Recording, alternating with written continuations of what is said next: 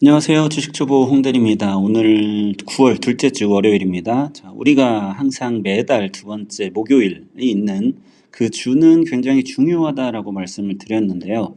자, 바로 옵션 만기일이 있기 때문입니다. 특히나 이제 3, 6, 9, 12월 같은 경우는 추가적으로 선물 만기일까지 포함이 되어 있죠. 바로 그런 9월 달에 두 번째 목요일이 있는 이번 주가 그렇기 때문에 굉장히 중요합니다. 자, 여기서 이제 내가 가진 물량을 청산을 할 거냐 아니면 차월물로 넘기는 롤오버를 할 거냐, 이 시장 참여자들이 이제 고민을 좀 하게 되는데요. 이러면서 이제 굉장히 부딪히게 됩니다. 청산을 하게 되면은 이것들이 부딪히면서 시장의 변동성을 조금 더 많이 이야기하게 되고요. 그나마 이걸 이제 롤오버를 하게 되면은 조금 스무스하게 시장이 흘러가게 됩니다. 자, 그러면서 이제 시장이 어느 정도 잠잠하지만 혹은 크게 방향성을 가지기도 하죠. 자, 그래서 이 부분도 물량이 얼마나 넘어가는지 우리가 좀 체크를 해 가면서 매일매일 좀 시장을 보시면 좋을 것 같고요. 이런 전투 아닌 전투가 이번 주에 벌어지기 때문에 시장에 참여하는 우리들도 잘 체크를 하면서 시장을 좀 준비를 해야 되겠습니다. 자, 그래도 이제 우리나라 같은 경우는 기승전 삼성전자라고 말씀을 드려요. 이제 너무 많이 들어서 귀에 못이 박히도록 들으셨을 텐데, 이 삼성전자의 방향만 보더라도 우리 이 선물 같은 경우는 적어도 3할에서 5할은 좀 먹고 들어가지 않나라는 좀 개인적인 생각을 가지고 있고요.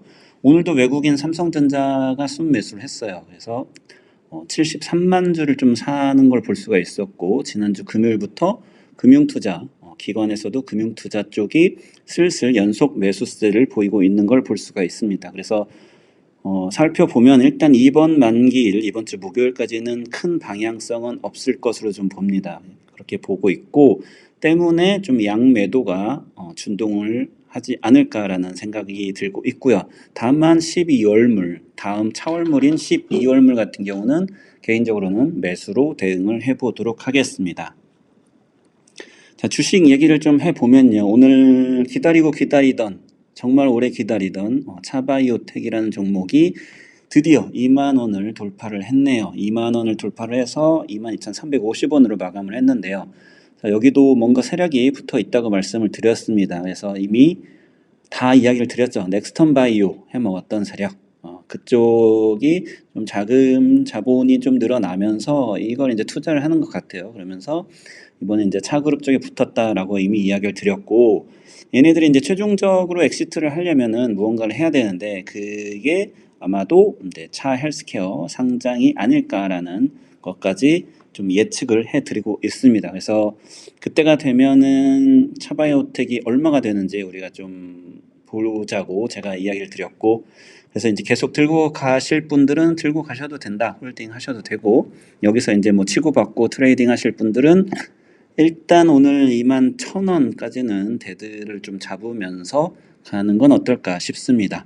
그리고 이제 내일 아니죠. 14일에 독일 베링거 인겔하임이 한국으로 들어오죠. 이쪽에서 이제 투자를 어디에 할까 하면서 한국 바이오, K바이오에 투자를 한다고 합니다. 그래서 14일에 들어오는데 이때에 또 차그룹 계열이 선택이 되는지도 한번 체크를 해 보도록 하겠습니다. 그래서 지금 목요일까지 남아있는 2, 3일 구간, 또 이때의 바이오 종목들 또 난리칠 수 있기 때문에 바이오 집중해서 한번 보시면 좋을 것 같아요.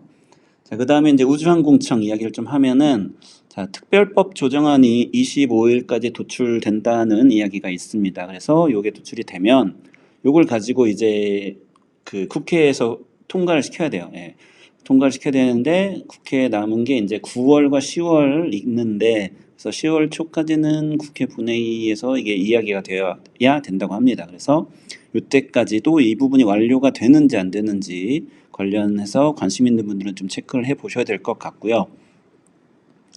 그래서 우주항공청 관련돼서는 종목으로는 일단은 개인적으로 AP 위성과 한화죠. 그룹사로 보면 한화라는 그룹이 그나마 우리나라에서는 가장 으뜸, 우주 관련된 회사로는 또 으뜸이기 때문에 이 한화에서 한화 시스템이라는 기업, 요 기업을 요 두 기업을 저는 지켜보고 있습니다. 참고하시면 좋을 것 같고 자 그리고 이제 글로벌 시장 이야기를 조금 드리겠습니다. 제가 개인적으로 조금 12월까지는 올라갈 거다라는 생각을 가지고 있긴 한데 이걸 부러뜨릴 수 있는 변수들이 지금 계속해서 나오고 있어요. 근데 그 변수들이 조금씩 커지는 모습들이 보여서 일단 크게 두 가지를 좀 짚어보면 첫 번째는 여러분들 다 아시는 유가입니다. 유가. 유가가 지금 브렌트 같은 경우는 $90를 돌파를 했죠. 이런 가운데 이제 러시아와 사우디가 어제 올해 연말까지 이제 감산을 연장을 하겠다라고 발표를 했습니다. 완전 이제 이런 감산 발표까지 했으니 이제 기름을 더 부은 건데 불난데 그래서 이제 유가가 어디까지 고공행진을 할지 우리가 좀 체크를 해봐야 돼요. 그래서 이제 뭐 여러 가지 뭐 예측을 하는 사이트들에서는 지금 유가가 $100를 충분히 넘어서 뭐 $103에서 $107까지 갈 거다라는 이야기가 있는데 이렇게 되면은 꽝입니다. 꽝. 그렇게 이렇게 되면은 인플레가 결국은 잡힐 수가 없어요. 잡힐 수가 없기 때문에 물가 상승률이 다시 올라갈 겁니다. 요거는 전에도 제가 한번 말씀드렸는데 3%대 찍고 12월 말에 5%대로 다시 올라가는지 체크를 해봐야 할 것 같아요. 그래서 이 부분이 결국은 어떻게 됩니까? 다시 미국의 금리 결정에 영향을 줄 거기 때문에 두 번까지는 안 하겠지만 한 번 금리 인상을 하고 어떻게 되는지 좀 계속 지켜보셔야 될 것 같아요.